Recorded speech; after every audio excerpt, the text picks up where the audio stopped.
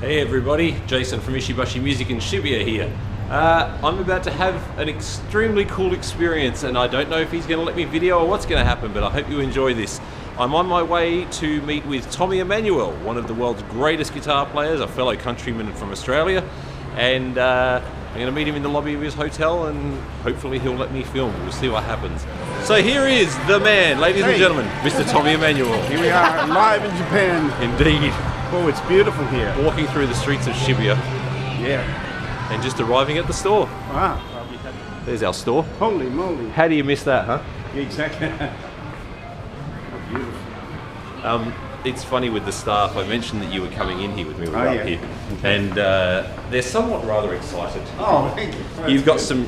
There's one in particular guy, Hoshi-san, who we work with. His nickname's Starkey because Hoshi means star. Oh. And he's always very flat in his conversation. He got so excited yesterday when he realised you were coming in here. Really? I've never seen him get excited, ever. Wow. Ever. How about that? So it's pretty cool. Welcome to our store. Thank you. We have a lot of effects in here. I can see that. As you can see. I've got a few of these myself. got a few of those from when they first came out in the 80s. That's an original. Yeah. I've got 3 of those. So I bought them in LA. Actually, it was Steve Lukather who turned me on to them. Huh. Wow. Not bad, huh? I don't know where to start. So everything in here with the yellow ticket is used. Everything yellow. Right. So that way you'll get an idea for what's what. Going through the guitars, this is the beginner stuff. Just over there we have 400 basses in here, including a 1960 original P bass and a whole bunch of cool stuff. I'd like to try every one of them. He's so Australian. I don't get to hang out with Aussies enough. This is good for me. So, this is our general used section. So this is where you get Gibson USA, not custom shop, just regular stuff. ESP, Music Man, some Ibanez, Hamer, Schecter, all of that sort of gear. And then down the bottom is the PRS SE series, which we have quite a few of. On this side is our Epiphone stock. Over here we have, this side is all Fender Japan. So this side is Fender USA in Mexico. This is incredible. Japan this side, America this side. Exactly. Then down here we have Fender Custom Shop.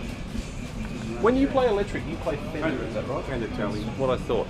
So, oh, there's a brand new one I haven't seen before. That's sparkly, pinky. Wow, that's cool. It must have just arrived because they've even got a price card on it. Well,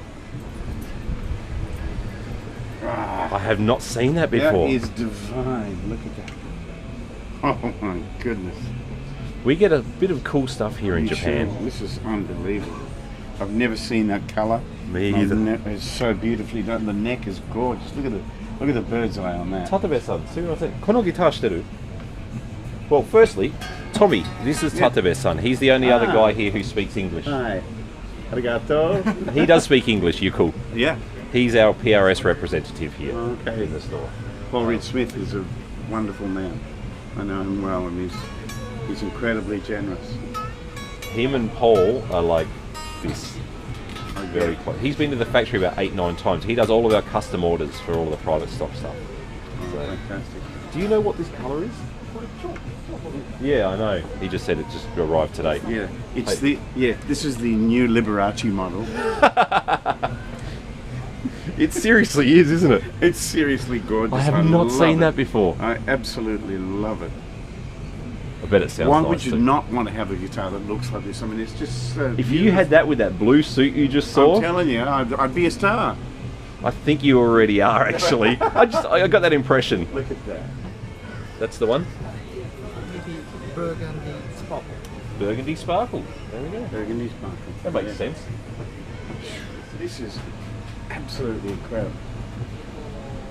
Team built. Look at that. That guitar is actually my favourite sounding Strat we have in the store.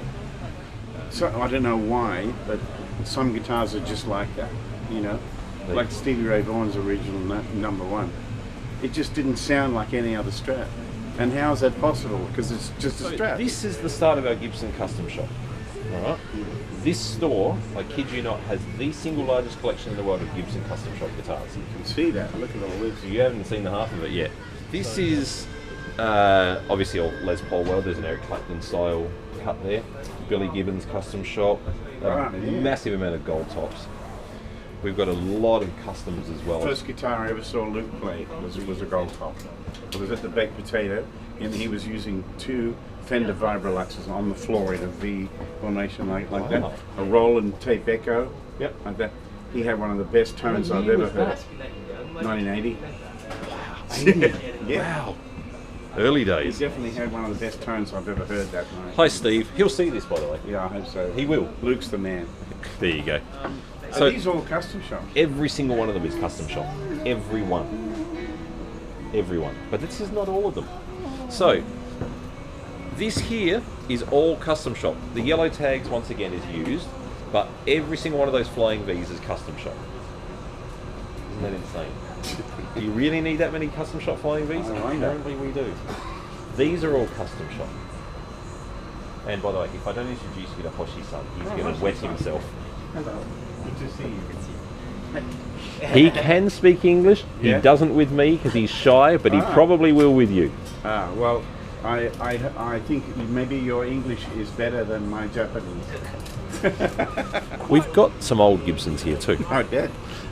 These are all custom shop, and then all of the jazz boxes over there, which are generally around $10,000 or so each, are all custom shop as well. Then this here, this circular area here is our original vintage section. So while these don't necessarily have yellow tags, it's got like the year and then vintage. So these are the real 175. That's the Joe Bassett guitar. We have some amazing stuff in amongst all of this. Yep. An original concept. And look how cheap it is. But the thing is, over here, loud amps are hard to sell. Yeah. So that's why you'll find loud amps over here are quite cheap, because we don't sell many. People go for these small boutique, like mini style heads and stuff here because you can't ramp up the volume. Our houses are so close together that and people live in apartments and stuff, you can't make the volumes. Well, you shouldn't have to play with an amp at home anyway. You know, advice from the master. An amp is for the gig. Home, play acoustic. From the acoustic master himself. Can't argue with that logic. And now on to my favourite section of our store. This is our Paul Reed Smith section, and they are all private stock, every single one of them. The purple through to red there is actually a one-piece maple top, which is very rare, as you would well know. Yeah. The Planet series up the top, which we've got, for example, this one here is Saturn. So you can see there's Saturn in the inlays. This one here is the entire solar system, with the body being the sun. And the flame on that guitar is pretty much holographic.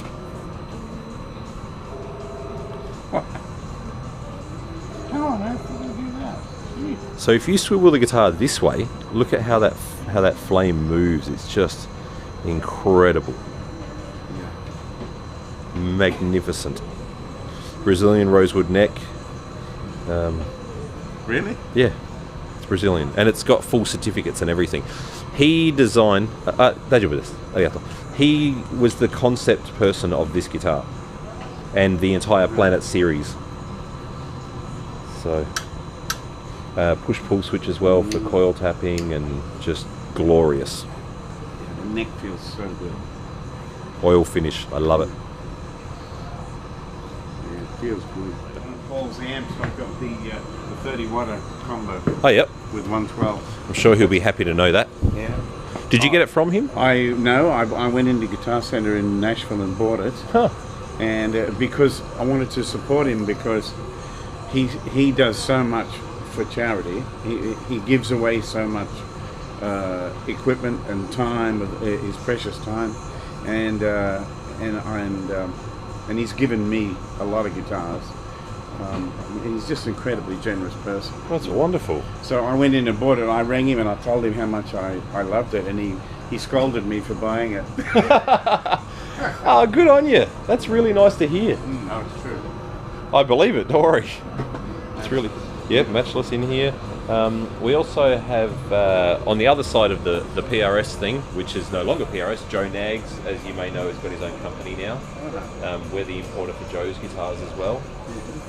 Do you know who Joe Nags is? No, I don't. Joe was at PRS for 25 years and branched out to make his own company. And Stuart Fraser is playing them. Right. Good. They're a nice instrument. I love Stuart's. Brilliant. Is he still with John Farnham? When John's playing, as far as I know, yeah, him and Brett Garson are still his team. Yeah. So, well, that's as good as it gets, that's for sure. Well. But John and Olivia Newton are touring together very soon in Australia. Oh wow! I hope they come here. I was there last week and teaching them at my guitar camp, and I saw all the advertisements. Wow. Well, I would be pretty certain. Those two are amazing together. Oh yeah, so different though. Yeah. But Stuart's just. I mean, Brett is amazing. Brett's just mind blowing. Stuart's just got that creaminess in his playing that just makes you melt. Oh yeah. That's why they call him Chet. That's it. All right, let's go have a look at the acoustic room. Ooh.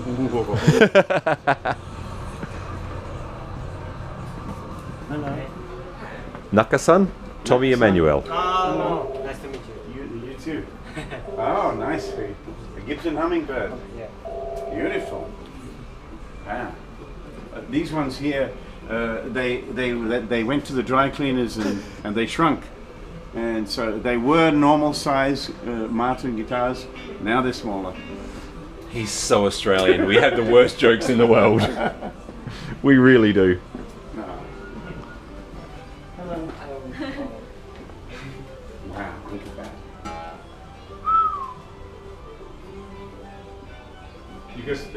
Because so many guitars, there's no room for people. It's not far from the truth. I did tell you this was a pretty intense shop. Yeah. Oh my goodness. This is a remake of the vintage, the old vintage, right? Yes. Yeah. So the Golden Era series. Oh, is that what it's called? Yeah. It was beautiful. But you got to have some serious hands to play the vintage guitars because they're designed to be loud. Yep. And that's why the action on them is quite high. But you can get it loud. In fact, I have a few Martin D28s that I bought over the years. Some of them I bought from people who needed to sell them and needed money, and so to help them out, I bought the guitar from them. But I like the sound of it and all that. So what I did is I brought the guitar back to Nashville and took it into Joe Glazer's and had them reset the neck and got the action real sweet. In fact, let me just say that a lot of times luthiers bring guitars to my concerts and come backstage before the show to see, they want to show me their work, and most of them build in the style of old Martins. Yep. And I always tell them, you should find your own design, but if you want to know what a player needs, not what a luthier needs, because luthiers don't play, players play. So I always tell them the action's too stiff, it's too hard to play, and I won't play it for very long. I want a guitar that's comfortable, and I always tell them, look at a Gibson J45, look how the string goes up and falls back along the neck. The neck is on a certain angle and the headstock is on a certain angle. It's one of the most perfectly designed guitars ever made. And they still build them exactly the same. Yeah, of course. And by doing that, you still get plenty of push down on the saddle because you've got height, but then you can get the action nice because the neck falls back. Good point. And it makes a lot of sense to me. The maintenance that I play, I have the action just set just right. So it's like I have it a tiny bit high, and then I just straighten the neck till it pulls it almost flat, and then that's where. Well, you've got Andy Allen building your guitars. You can't go wrong with that. That's true. And that's a good point. What you say about builders and players, because Andy's an alright player, but he's an incredible builder. Yeah, he's getting better all the time too. The last two guitars that I got from Andy are the best ones I've ever owned. There you go. And they've. But when you travel as much as I do, you got to know, you got to carry spare stuff. You got to know how to fix a guitar if something happens. Sure. And I do that all the time. I can swap a pickup out in 5 minutes, put a new system in it, and all that. I've done that many times on the road. I keep an eye on the necks as well, because with new guitars, no one tells the customer the neck's probably going to move because it's new wood. People are worried, you know. Is there something wrong with it? You know? Exactly. And it's normal. I've been on the road where I've adjusted the neck, I've taken it up, and then the next day it's too. I've brought it back again. You know, and you just got to be that sensitive. I remember when Leo Kottke and I were working in New Zealand about 20 years ago, and he had a Taylor guitar. He had the truss rod spanner sitting in During the gig. In case he wanted to move it. That's hilarious. Yeah. So this fella here, do you remember this guy at all? He looks familiar. Yeah. His name is Chris Grundy. He's a mate of mine. He lives over Good here. heavens. He owns one of your guitars. You sold him a guitar. Which one? A blue Telly? No, it was the when you first released the Ivory, the Tommy Emmanuel models. I was taking lessons from you back in about 1989. Good heavens. Yeah. How are you? Good to see you, mate. You must be a hell of a player by now. He's actually not bloody bad. I'm trying to get it right. But Where was I teaching you? In Sydney? At your house, yeah. In Sydney? Yeah. North Epping or? Yeah, it was. There's a couple of places. Eastwood, Main Oh. Street in Eastwood is the one I remember. It was an apartment. Right. And then there was another place in Epping somewhere. Good heavens. I wanted to do this as a surprise, having an old student rock up who has one of your guitars. Well, there's quite a few of them around the Yeah. world, and of course, Ben Butler's doing great he's playing doing with great. Sting. I've known him for 25 years ago. You haven't changed a bit. Give me a look at this. I was 19. Wow. Look at that. You know, the first time I met Chris, I said to him, because he had his shades on, I was like, holy crap, it's Mark Hunter. He doesn't look unlike a young Mark, does he? A little bit, yeah. I get it. Mark's about a foot taller. Oh, is it? And he can sing a hell of a lot better than this guy too. Yeah. That's not hard. Which is 10 times as bit better than me. And then you can be like Simon Hosford, who plays like a monster and sings like a Oh my demon. God, he's unbelievable, isn't he? Yeah. You, Simon Simon Hosford, Hosford, you yeah. shouldn't exist. You're too good You for the know, rest of us. When we did the band tour in Europe, when I brought the band to Europe in 2011, I wanted to do a lot of the stuff that I had recorded where I'd played both parts, and Simon just played my second part a lot better than I did. and then, you know, the guys all sang so beautifully, Kevin Murphy and Robbie Little and Ashley Crick, you know, it was a great band. Yeah. You should bring that band over here. Oh, absolutely. If only. One of these days. If it was feasible, that'd be amazing. To Well, have that. Japan has been a slow, steady rise. You know, we're at a good point now. All the shows are selling out, so we're now ready to move to the next level.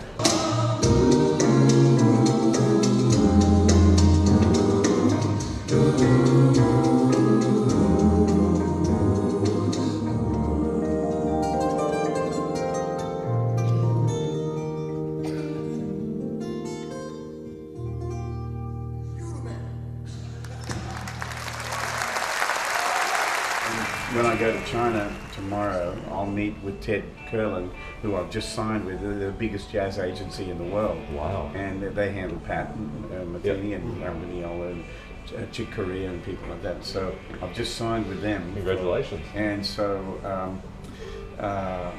we're going to work on South America and South Africa and parts of Asia as well. So we'll see how that goes. How's that guy yesterday came all the way from Colombia? Can you believe that? It's incredible.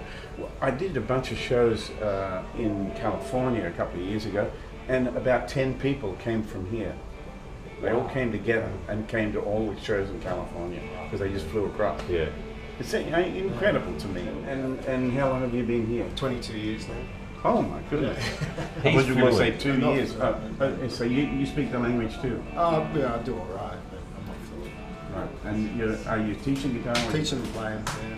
Out touring, Wow. going out in the country towns and stuff. So Right. that's what I've been.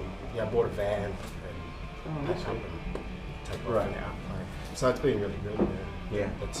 It's People don't realise how long it takes and what a commitment it takes. Yeah. That's why most people don't get anywhere near what they dream. You know, that's the thing. I think the difference between me and a lot of players who don't get anywhere in the business is I've always had a vision of where I wanted to go and where I belonged. I belong in concert halls, and that's where I wanted to be. I wanted to be a concert player and an entertainer, you know. And I just had to figure out how was I going to get there.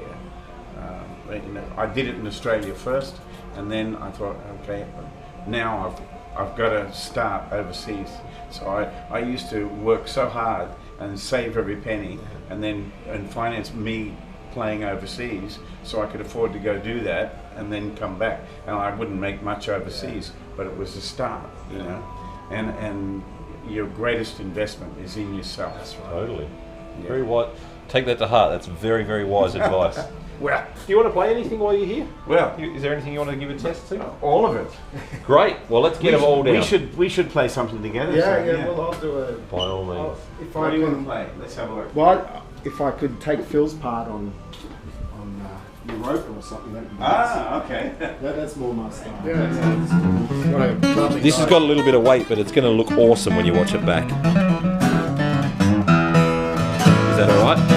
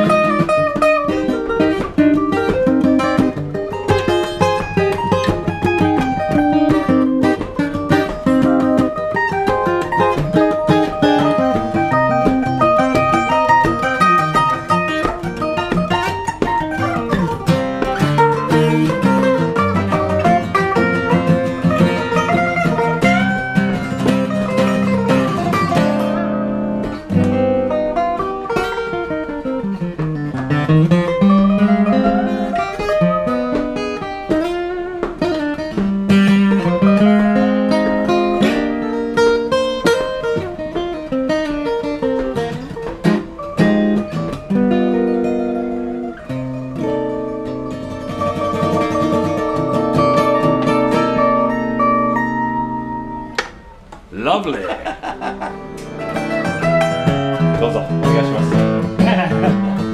This is Okubo-san. He is the world's biggest Stevie Ray Vaughan fan. The biggest you'll ever meet. Loves Stevie blues. Indeed.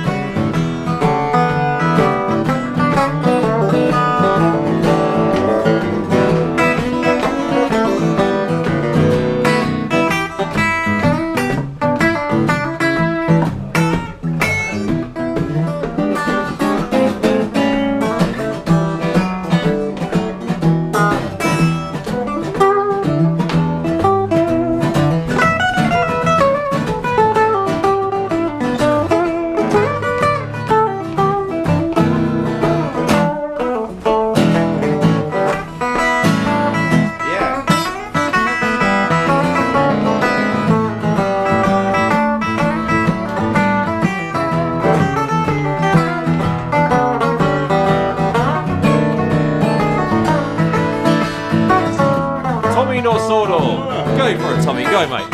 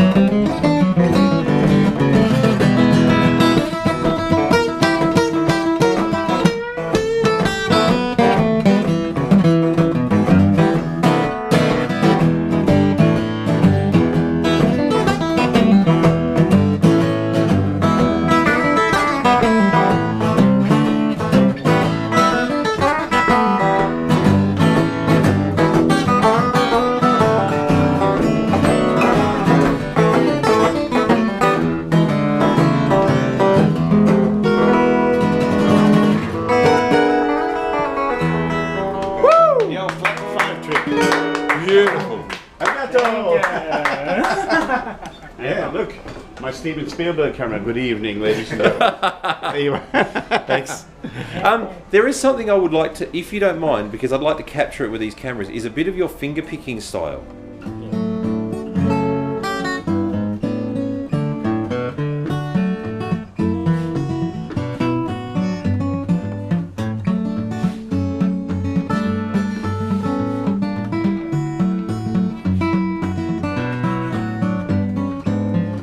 Come a waltzing Matilda with me. Waltzing Matilda.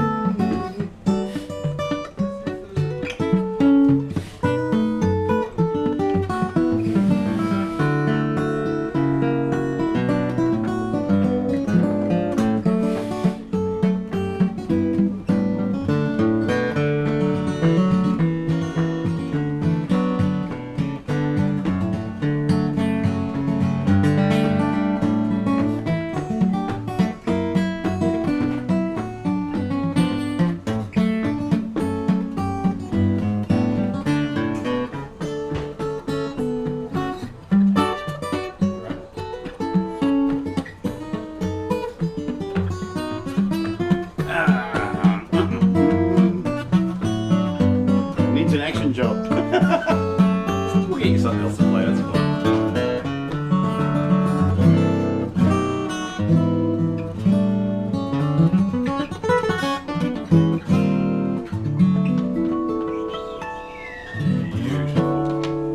Something like that. Thanks, mate. Yeah. Lovely. Give your hands a rest, it's all good. There you go. All right, well, folks, thanks for watching this video of hanging out with Tommy here. It's been awesome, mate. Thank you. Thank you. Yeah.